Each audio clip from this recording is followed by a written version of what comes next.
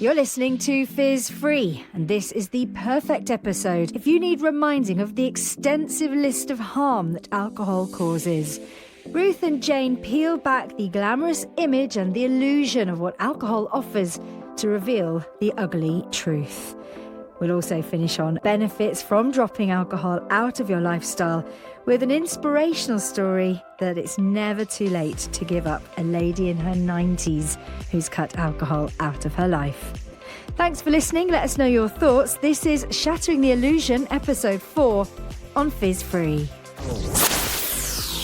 Hello, and you're with Ruth and Jane today, and we're going to start discussing Shattering the Illusion, which I'm really passionate about. For me, being able to give up alcohol was made so much easier by this knowledge, and knowing the facts about what alcohol actually does to the body made it just easier to give up. And I think, Jane, you felt a bit like that as well, didn't you?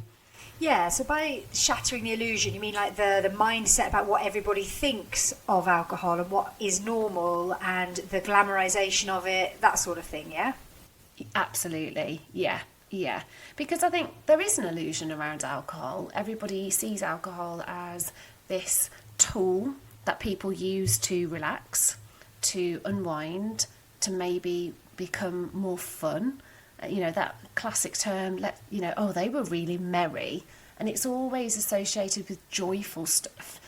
Drink this and you'll be loose and free and enjoy yourself. But actually, let's have a look at what it does to the body. We've grown up with this, right? From as early as year dot, we've seen that modelled in front of us by an older generation. It's been entirely normal and emphasised that that's just a fact.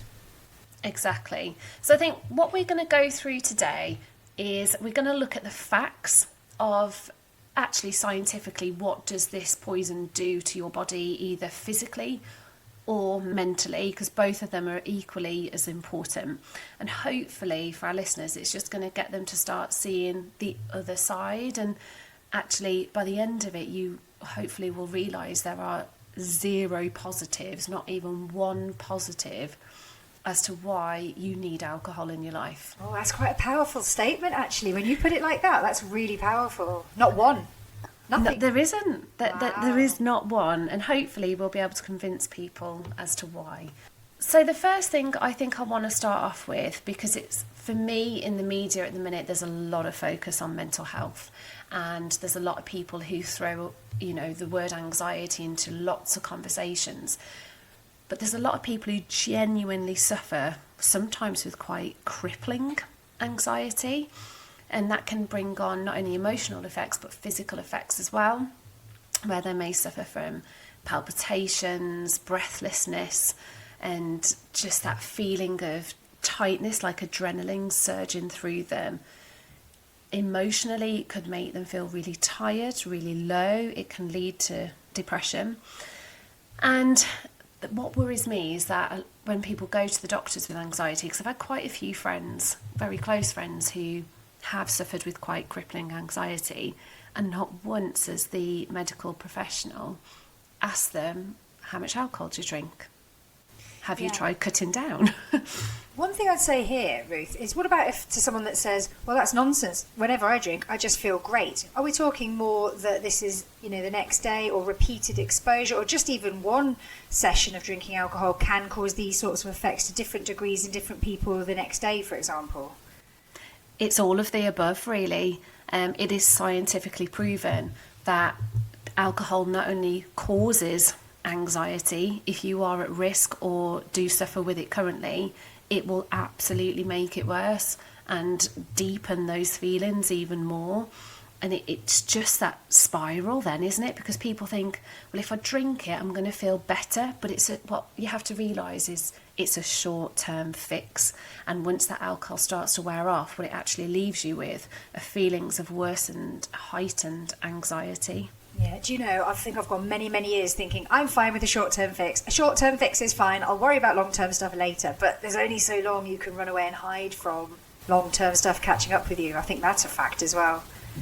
Absolutely. And, I'm totally empathetic and sympathise with people who are reaching for those short-term fixes. And I hold my hand up. Sometimes if I've had a busy day at work and I'm feeling really tired, I'll reach for a chocolate bar because I know that's going to give me quite a lot of energy. But again, it's only a short-term fix. Yeah. So, we're all sort of guilty of doing that. So, there's absolutely no judgment here. We're just trying to sort of pass on our knowledge that actually, if you are sat here listening thinking, that's me, I do suffer with anxiety, perhaps just see what your anxiety is like if you try and cut down or cut out alcohol. Yeah, I think it's a very natural human reaction to find a quick fix, isn't it? As human beings, we want to just fix things and feel better now. Yeah.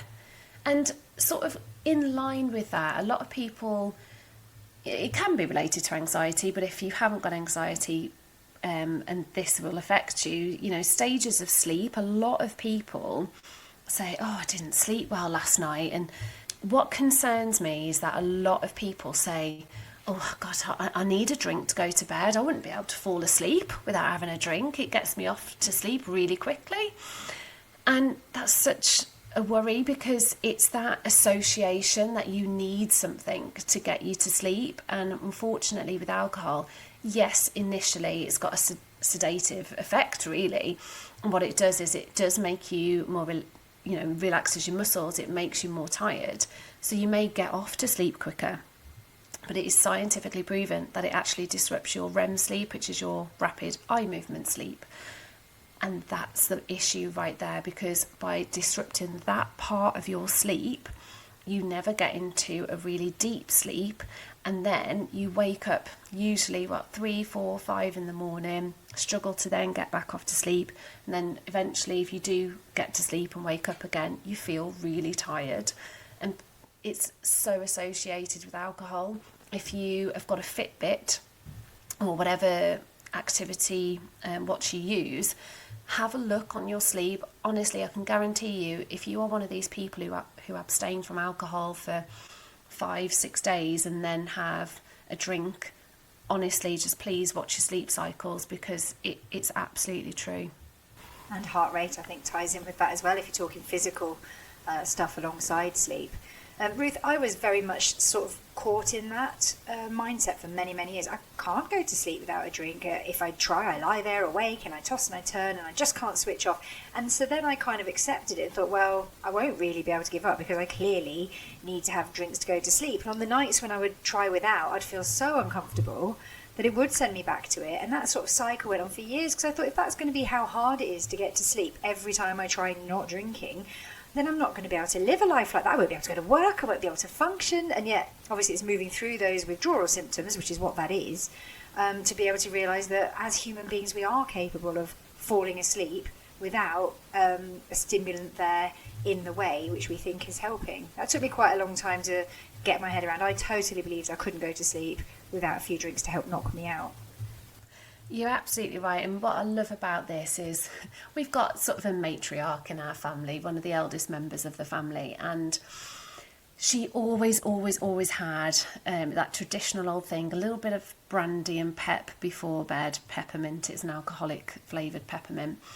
And when I gave up drinking, lo and behold, it was really strange, because if you've listened to other podcasts, unintentionally, other people around me, it's that sober effect. People just start giving up. My very, very dear family member, who always poured herself a little brandy, but she always said, I never finish it, but I need that to get me off to sleep. And even she's turned around to me, I think about 2 years ago, so it's about 10 months after I gave up, and she was like, I've stopped having my brandy, Ruth. I just don't think I need it.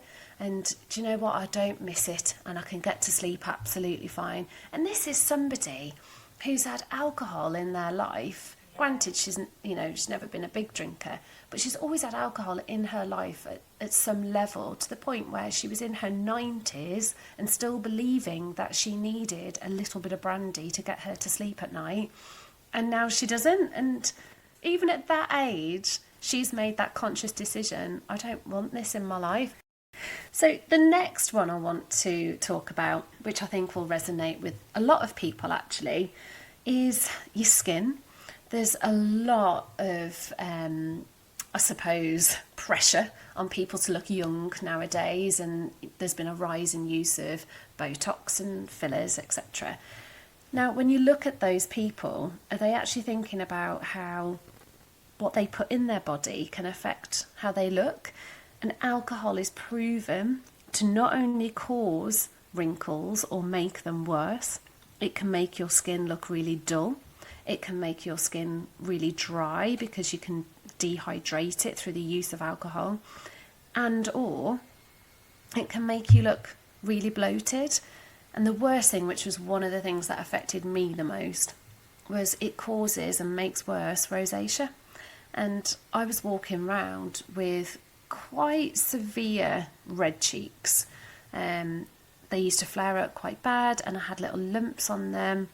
And that could, I could actually feel it going straight to my cheeks. As soon as I tasted a bit of wine, it was like, woof, straight to my cheeks. And I'm like, gosh, you've gone flushed.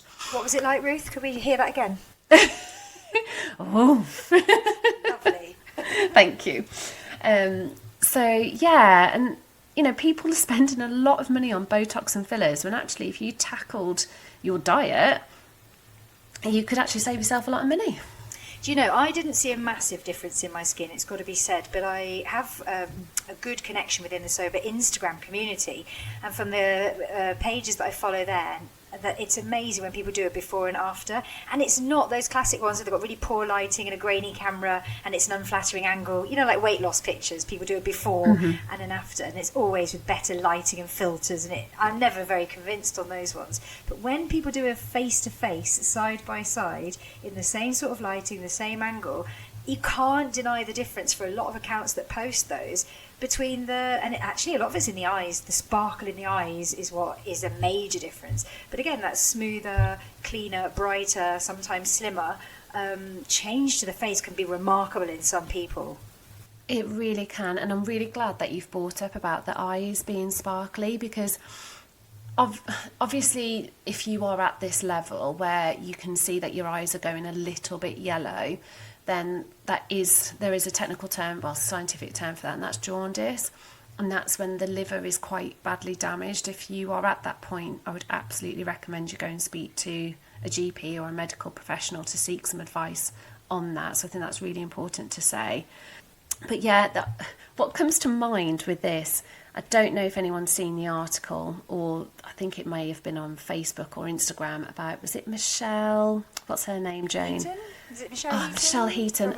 I had so much respect for this lady when she posted that picture of her, and I think she took it on one of her, was it the 2 days before she started to go sober?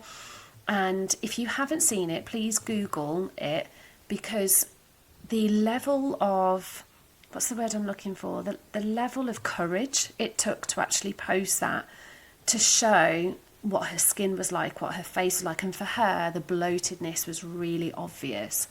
And then it fast forward to how she is now. It was less than a year, I think, the comparison that she put, wasn't it? Or maybe the 1 year. It was, yeah, and it was just incredible. She looked brighter, she looked happier, and you could just, she was oozing, she was blossoming. It was just wonderful to see. And I think that's really important for those people, who want to stay looking a little bit younger. Give up alcohol, because honestly, it dehydrates your skin so much. Yeah, she looks amazing. As you said, I like that you touched on the fact that it was so bold and so brave of her to show an image of herself at her most vulnerable. I don't know many of us that would be comfortable doing that. And with the platform that she has, and I think her amount of followers has skyrocketed since she shared her sobriety journey, because a lot of people followed her for music news and fashion and celeb stuff and attending awards and blah blah blah. But I think, and you'd have to look at the numbers, but I think when she shared her sobriety journey, her following increased massively, and I think that gives a lot of confidence to other people to be able to see someone sharing themselves in a really, really unflattering, shameful, if you want to use that word, state, when she was in active addiction and when she was drinking heavier. And it is very dramatic, as you've said, that image, and it's great to have a celebrity, somebody in the public eye, prepared to show that. She, by the way, as an aside, looks incredible now. I'm so jealous of how toned and lean she is. She looks amazing, and it's a great great inspiration to people to see something like that. It is, and now you've mentioned sort of healthy appearance and being lean, it leads me lovely onto my next point, which is the amount of calories that are in alcohol. Yeah, you try and imagine that they're not there because it's a liquid. There can't be any in there, Ruth. Are you sure? Oh, exactly. And do you know what? How many times have you thought, I'm going to have gin instead of beer or wine because gin's healthier? I'll tell you how many times, Ruth, about a decade and a half. That's how many times. So, if you are drinking a lot, I'm going to put this into perspective here, right? So, a bottle of wine has roughly 625 calories. That is the equivalent of around 150 calories per 175 ml of wine. If you have one glass of wine, that's the equivalent of a donut, a glazed donut at that. If you are having a bottle of wine, that's the equivalent of 2.5 Mars bars. Could you imagine sitting there every single night having maybe 2 to 3 donuts or 2 to 3 Mars bars? Yeah, when you put it like that as a comparison, because for years I would just think that it's liquid. How can that even count? There cannot be calories in liquid. And it's so annoying, and I'll try and ignore that fact and just push it out of my mind. I would hear you, for example, say a number like that as you just have, and I'd be like, nah, can't be right, can't be real. But yeah. It is, and it's a fact. And as we said before, there's only so long you can keep denying facts before A, they're very repetitive, and B, they do catch up on you. That is a fact, that there is just a huge amount of calories in there. And even if you're a person, maybe you say to yourself, well, I don't count calories, so that doesn't mean much to me, I don't understand it. Your body will understand it, and when you are consuming, perhaps on a daily basis, a large amount of liquid calories, it will show, and you'll feel it. You'll carry that heavier with the bloating. And I think the bloating is a phenomenal thing on its own. That's even different to the weight gain. But these are the effects that are cumulative from ingesting, as you say, this level of alcohol. It is, and I'm glad you've mentioned the bloating, Jane, because in our bodies we have a marker which actually shows inflammation in the body, and that's called CRP, which is your C-reactive protein. Now, CRP, when you drink alcohol, it elevates, alcohol causes bloating in the tummy, and you might find if you've been on a heavy session that your tummy feels a bit bloated and a bit podgy. Coming back to, so yeah, the CRP can actually be increased quite a lot when you're drinking. And just to put, again, that into perspective, when you exercise, so I've just been out for quite a long run. I've just been for a 10k run. I've burned, I think it was 430 calories. So if I'd have drank a bottle of wine, even though I've been out for a run, which is 10k, it's taken me nearly an hour, I still haven't burnt that bottle of wine off. Wow. That's how many calories are in it. Wow. Just brought back a bit of a memory where you'd think, I'm going to maybe diet, eat low calorie all day, I'm going to skip this, I'm going to skip that, I'm going to eat salad, and I'm going to exercise, and therefore then I can earn the alcohol and pile on the calories later, because hopefully somehow in the physics of my body it will all work out and I'll be in negative and it'll be fine. But it is still a whole host of other chemicals and things that are going in alongside calories that are still going to be catching up with you of an evening, and then you're not nourished. You haven't eaten the correct calorie balance across the day and the correct nutrients, perhaps because you've been, drinking your calories. I think many people have done that in the past, saving up your calories for the liquid in the evening. Exactly. So these are all kind of things, I think, which are they're serious, but I'm going to get onto the more serious issues related to alcohol now. I think one of the things that a lot of people don't associate with alcohol is cancer. It does cause so many different types of cancer. I think when I was looking at this online, it can cause, obviously the obvious ones, you've got your liver, your kidney cancer, but it's also associated with colorectal and head and neck and breast cancer. Yeah, isn't it 7 major ones that directly have an impact from alcohol? Yeah, which, is really sort of scary that it's not really promoted, or that knowledge isn't shared massively with the public. If you go and buy a packet of cigarettes, it's on there saying you could get lung cancer from these, and there's a horrible picture of a deceased person's lungs on there. You don't pick up a bottle of wine and there's no picture on there with, a picture of someone's breast with cancer on there and saying, if you drink this, you could be at risk of breast cancer. It's like, why isn't that happening? Why aren't we being warned about this? To jump in briefly, I used to have to get regular bloods done for a different health condition unrelated to alcohol. And as part of those results, for a start, on the run up to the bloods, I would feel a bit stressed because I would have to cut down or try and go a few days without alcohol before the bloods so they don't tell the tales on me to the doctor. And so I would just about manage that, but at least one or two occasions I think I had alcohol the night before going to get bloods, and just thought, well, if they catch me out, if my bloods show that I've had alcohol, then we have a conversation about it, so be it, I'll deal with it in the doctor's appointment. Now, it won't surprise you to hear that A, that never really got raised in doctor's appointments, but B, ultimately what I did find is when I carried on going for those bloods after having become sober, I looked back and compared, because I've been able to get a printout of them. And one of the liver function test numbers was really quite dramatic. The level of GGT, which is gamma glutamyl transpeptidase, and it's part of your liver function, should be the measurement, right, between 7 and 32. One of the highest was 74. It was in bold. Wow. 74 is in bold, and in fact all of my results in the liver function test are highlighted because they were outside of the normal range. That didn't get picked up or discussed. I knew it, I saw it, I knew exactly what that was about. Anyway, looking at one of my more recent ones, again, to bring that from context, from being up at 74, and it should be between 7 and 32, some of my blood tests from earlier this year were down to 20. I got it down to 20. Wow. Oh, well done. So that's amazing. It's even below the 32 top end range of what is considered to be normal, and that was, I'd say, about 11 months of getting sober. So relatively shortish time to undo and reverse some of that.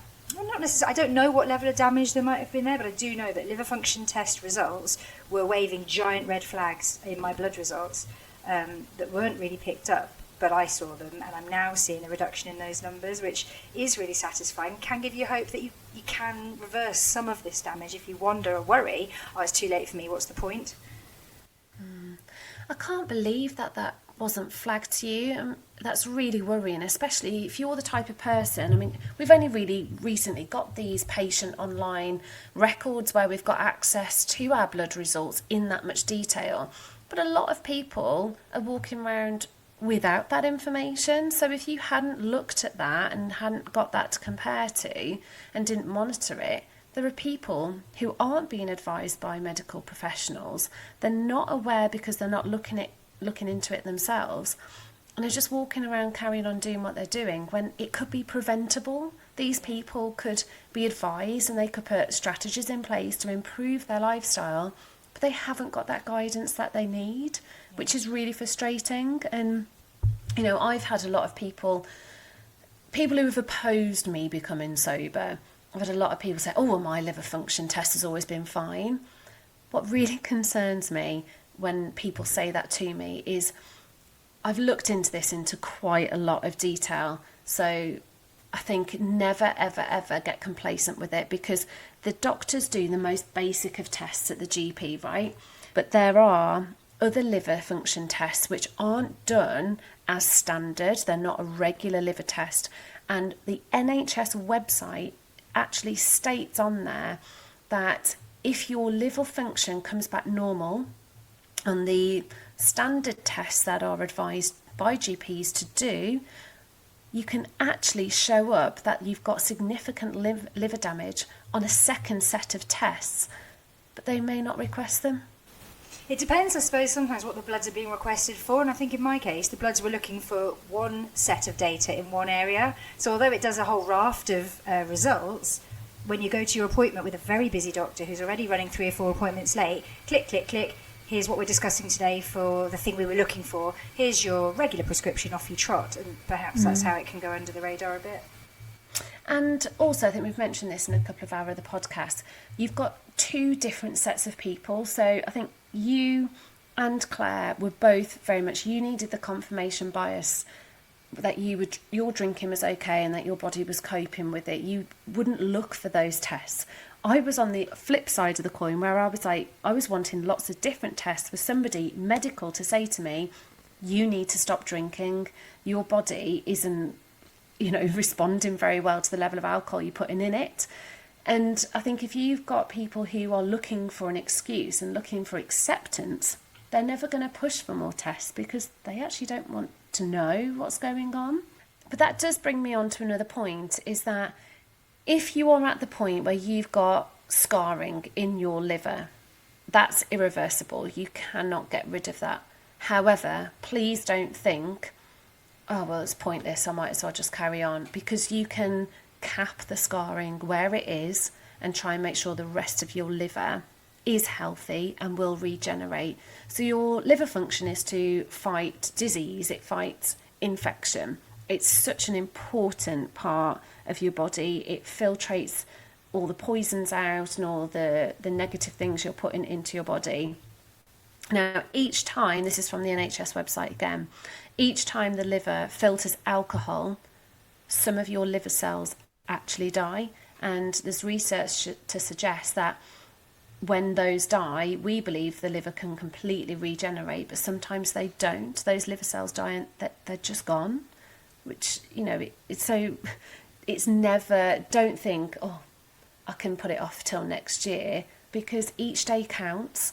Each day of being sober counts, but your liver will benefit from it.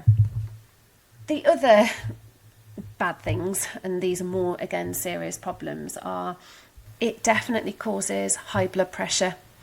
If you've got high blood pressure, that can lead to heart problems. If you've got heart problems, that can lead to a stroke, that can lead to heart disease and heart attack. And these are all things, again, people associate heart problems and high blood pressure just with fatty consumption, fatty foods, but it's not. It can also have a knock-on effect with alcohol, because alcohol actually increases your heart rate, which puts more strain on your heart. With these things that you can't see, I think, and if you are someone that tries to avoid the cold hard facts, this would be where you would just try so hard to ignore these things, and yet they would catch up with you at maybe 3 a.m, where you're lying there thinking, I do not want to be the cause of my children losing me early, and I've brought it on myself from having repeatedly consumed something that I do know is incredibly harmful. I think what I want to add to this as well is that the liver doesn't have any nerve endings. It's not like other organs where it can kind of give you a little bit of a warning signal that something isn't right. Your liver can't. And what it'll do is it'll just swell and get more bloated, which then puts pressure on the organs around it. And that's when you'll start feeling pain. You might get a pain in your side. And by having that, you'll probably go to the doctor and, oh, God, I've got really bad backache. And that's when they might do some investigation into why you've got backache. You might have a scan, and that's when you might find that your liver is so swollen because it's been processing too much alcohol. And by that point, there's going to be drastic measures that are going to have to be put in place. So again, what I'm saying is, don't get complacent if your body isn't giving you a warning sign that something is wrong, because there could be, but you're just not aware of it. So what else it does is it can actually build up acids in the lining of your stomach, and that can lead to things like gastritis. It can lead to stomach ulcers, which are very, very painful. It can lead to diarrhea. A lot of people are walking around with diagnosed irritable bowel. That could be directly linked to alcohol. I think all 3 of us have actually said that bowel movements have improved since we've given up alcohol. Because of the acid, you may suffer with heartburn. So if you're one of these people who suffer with heartburn and are taking Rennie or Gaviscon every day, then again, look at your alcohol intake. Is there anything that you could improve? Because that could be causing your heartburn. And I think what concerns me as I'm going through this list, what we do is we look at what's wrong in our body and we try and blame everything but alcohol, because it's the thing we don't want to give up. We're like, well, if I've got heart problems, that's something wrong with my veins. I need to look at how much fat I'm intaking.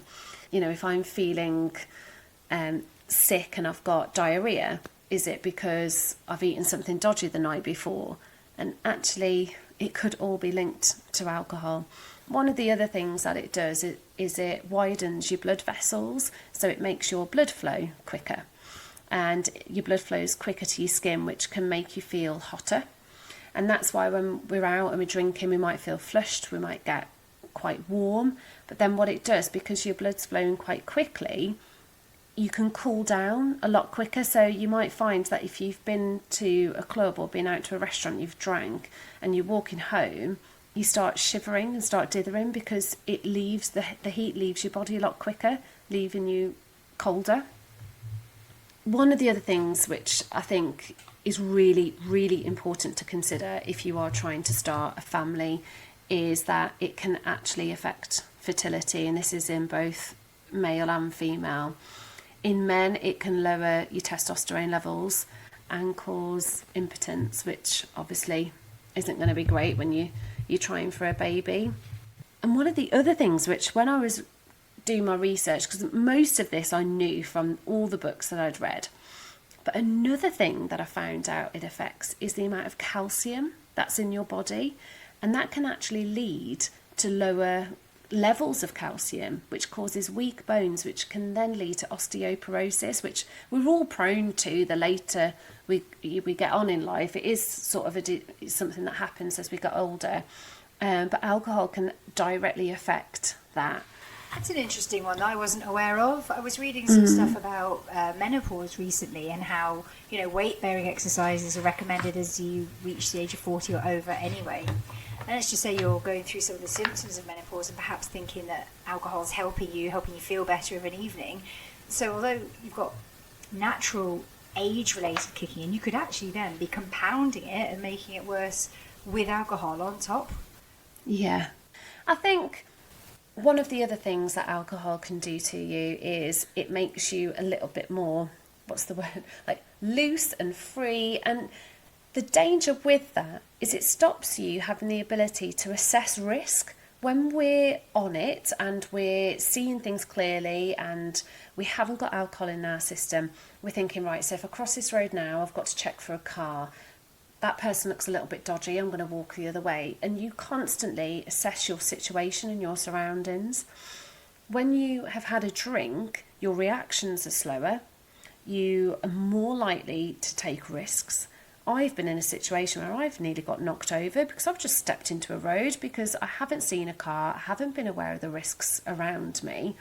So you do make yourself more vulnerable, and you might find that people around you who are drinking or yourself become more agitated, more aggressive when you've had a drink, and that can lead to, you know, uncomfortable situations and possible confrontation. So I'm sure we've all been in a situation where we've been at a party or a wedding and a fight's broke out, and it's weird because the reaction is, it always happens when they have a drink. It's coming back to the title of this one, Shattering the Illusion. You know, you say having a drink, help you relax and feel more outgoing and more confident. It's like some of these memes I've seen online. Yes, but. Yes, but. So you see one image of what should work. Yeah, feeling relaxed and confident. But then looking at the cost and the price you pay for that, which, as you say, is being less aware of your surroundings, hazardous or vulnerable situations. So it's not denying that, you may in that short term feel relieved by alcohol getting back in your system, but the cost it comes at is, lowering of your inhibitions and, like you said, putting yourself in vulnerable positions that you just don't think would necessarily happen in the light of day when you're not having consumed alcohol. Exactly, and I think if you were completely honest with yourself, and this won't resonate with everybody, but I'm sure there's a lot of people who will resonate with this, is in my personal relationship with my husband, I'm very fortunate, we do get on really well, but the only time we've ever fallen out, weirdly, and I never clicked with this, Jane, which, is surprising, the only time we've ever fallen out was because of alcohol, and it would always be him saying, just one more, and I've got 2 kids who I need to get home and get bathed and get to bed, but he wants to stay out for just one more. And it's that classic sentence, isn't it? And those little tricks that they do, so-and-so's just bought me a beer, so I can't go now. Yeah, can make you quite selfish. Selfish? Yeah, and just, that whole linear sort of single-minded focus on having just one more. There's so many times I've had to get a taxi or drive home because I've just thought I don't want to stay out, or I've got my children with me and perhaps I wasn't drinking that night because he was, and I would have just gone home, but then that's the green light for him to sort of stay out longer and drink more, and he'd come in stumbling. So that's the only time, you know, we've been together 20 years now, and it's the only thing we've ever really massively argued over. Interesting with that as well, you might think to yourself, yeah, well, we don't go out all that much, it's just sitting on the sofa, how can alcohol come between me and my partner? I'm sure it doesn't impact. Think of the times you might both be sat there on a phone scrolling, or perhaps you're commenting, you're replying on other people's stories, or you're really distracted. Would you necessarily be if you weren't drinking, you know, or as you say, across an evening just at home? Alcohol still can make you quite selfish and still be sitting on that sofa with you like a third person at times. Absolutely, and I think it makes you loose-lipped as well. There's times when, and I will admit this, I've had a drink and say something's been playing on my mind. Instead of being sort of coherent and being able to articulate the conversation and talk about something calmly, I've had a drink and it's just all come out like verbal diarrhea, and I've just thrown something, you know, verbally into his face and saying, I'm not happy about this, you deal with it. And then he's kind of got shirty with me, and I've woke up the next day and thought, man, I handled that totally wrong. That did not come out how I thought it was going to. And it's because the alcohol gives you that confidence to just not care and just say what you think without actually thinking about the person on the receiving end of that. And interestingly, you're talking about a face-to-face situation there, Ruth. Then take it online, because I know you're not a mega social media user, but you know, scrolling just before bed and feeling the need to comment and share your views and your disagreements on other people's posts, or to share in far more detail something of your own personal life on your page, or to send messages, catch up with people who, you know, you could probably wait to catch up with them in daylight hours. Again, that next morning to think, why on earth was I online or typing? And oh my God, that message is still there. Like, it's still got a digital footprint. So you're talking, you know, face to face and having to have that conversation the next day. But of course, there's the whole online element, which is not sympathetic to anything like alcohol-induced decisions and comments. That is so true. I never even thought of that, because, yeah, like you say, Jane, I'm not a big social media user, so I'm sure there are people listening who have been in that situation, and it's just that gut-wrenching feeling, waking up the next day thinking, oh no, what have I done? And it's that embarrassment, isn't it, of having to sort of face it the next day. This is emotional and social dents that it creates, that you're then having to patch up, fix, work around, that you wouldn't have had to do had it not happened in the first place. Yeah, absolutely. So those are the main things for me, trying to shatter that illusion and just prove to you that there are so many negatives related to putting this poison into your body. And actually, please don't be scared or worried about giving it up, because you're not, I hate that term actually, giving it up, because you're not giving something up, you are choosing not to drink poison.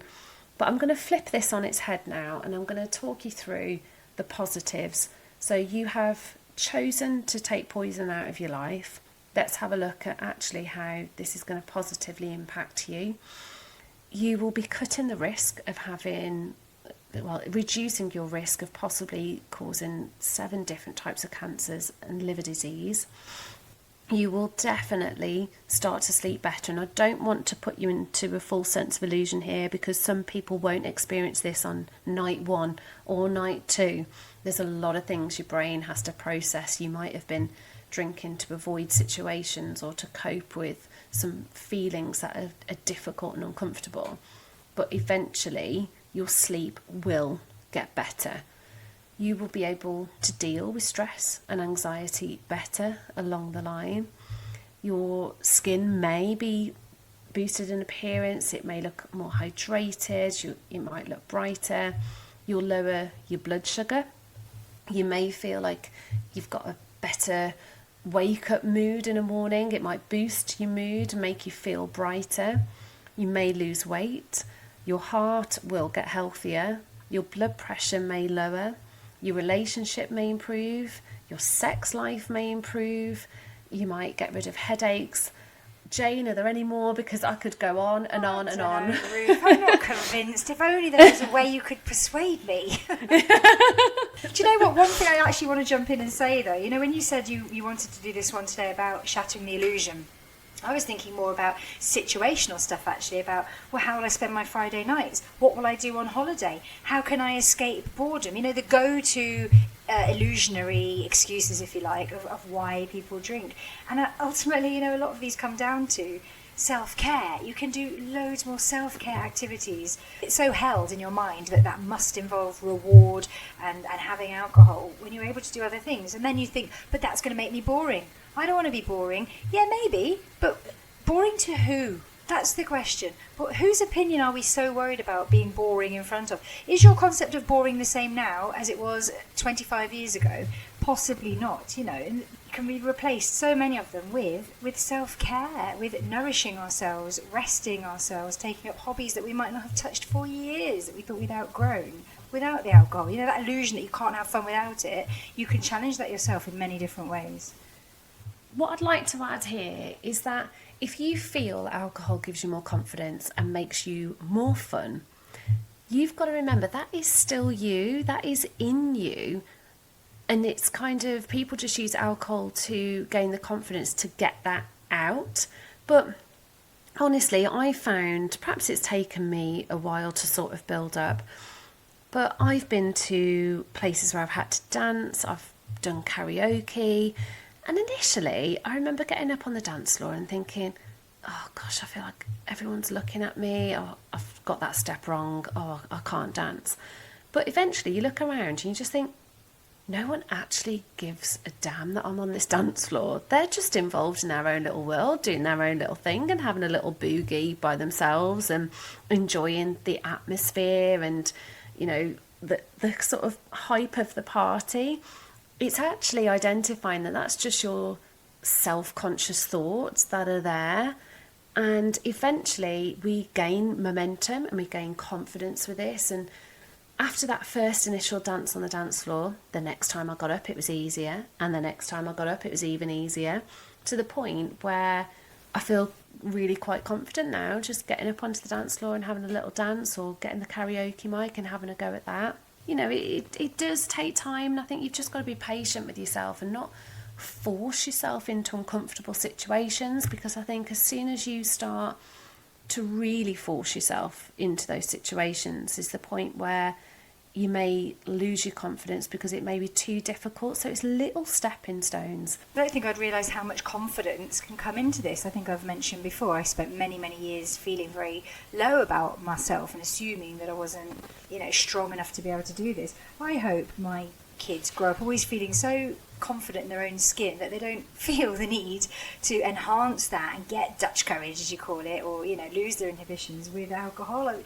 be so nice. I didn't grow up a particularly confident person, but, you know, to be able to feel that comfortable in your own skin where that's not really a go-to option would be amazing. And like you, I've also felt an increase in confidence. I went to the launch party of a really great new club, and I was on the dance floor. I mean, there were a couple of very animated dancers on there, but I was right in there with them, and I felt cool about it. I even saw a friend looking at me, sort of frowning, thinking, but she hasn't had a drink. Really quite joyous to rediscover that I don't need the alcohol to be able to stand up and do karaoke. Yeah, you feel nervous and self-conscious, but feeling self-conscious versus growing your confidence is a really, really interesting part of becoming sober. Do you know what? As I said before, so many people are so focused on what they're doing and how they're coming across that they don't really analyse what you're doing and what you're drinking. And I remember going to Bongo Bingo. It's this absolutely bingo rave is the only way I can describe it, where you dance on tables. Oh, it's just brilliant. And I was dancing on a table and had my glow sticks, getting, you know, really going for it. And there was a lady who was with me, but we didn't really know each other that well, but we sort of knew of each other. And she could see at the end of the night I had a bottle of water. And she come over and was like, how are you getting home? I said, oh, I'm driving. And she was like, you haven't had a drink? I was like, no, why? She was like, oh my gosh, well, you clearly don't need it. And that for me was just confirmation of how far I'd come on this journey, because she genuinely looked at me and thought she must have had a drink to be partying like that. So it can be done. It really can. And do you know what's sad on talking about this, actually? I remember being with one of my friends, and her son was with us, and we were playing cards, and it was such a funny night. We were playing a game, and I laughed that much I cried. And as a child, he could not believe that I was laughing as much, and he didn't realise I wasn't drinking. He was like, why are you being so silly though, when you haven't had a drink? And he associated someone laughing and being really silly with being drunk. That's quite powerful, isn't it? Yeah, it is. It really is. So, yeah, I know this has been what I feel is quite a serious podcast, and, you know, some of our podcasts will be more lighthearted and more fun, but I really feel for this one, I just wanted to get the message across quite factually and let you know exactly what it does to your body. You know, I spent a long time avoiding facts, and anything written down in black and white I would gloss over. I would shut down that page on social media. I would change the subject of the conversation, but as we've said before, the facts are there. And I just think we have to bring this back and round this one off today, Ruth, on that really quite startling and really quite assertive point that you made earlier. There is not one benefit, biologically and physically and socially, to be had from alcohol. You're saying there just isn't one. You think of a benefit and it can be challenged. It's just not there, is it? There's not one benefit. No, zero. And I think when you get your head around that, it really helps you to start your sober journey or strengthen your sober journey. Thanks for listening to Fizz Free from your hosts Ruth, Claire and Jane. Find us online on Facebook, YouTube, on X and Instagram, as well as most major streaming platforms. If you'd like to get in touch with the show, the email is fizzfree0, the number 0, @gmail.com. Don't forget to rate us and to give us a like and a share to spread the word. Changing your relationship with alcohol. Less fizz, more free.